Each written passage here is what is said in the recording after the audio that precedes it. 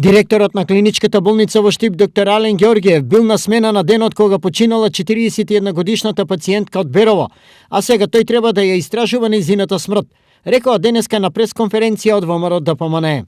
Поставувањето на директорот на болницата во Штип Ален Ѓоргиев да го испитува случајот за смртта на 41-годишната пациентка, која почина молејки за кислород, кога тој самиот дента кога починала е одговорен и на смена во болницата, укажува дека Филипче спроведува операција за затошкување на одговорноста за овој случај.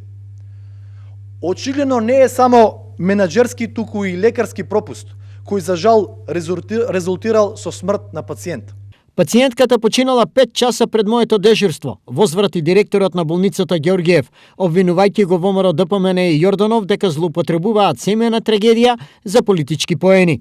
Злоупотребувајќи ја трагедијата на починатата пациентка, најдрско собирате ефтини политички поени на грбот на нивната несреќа.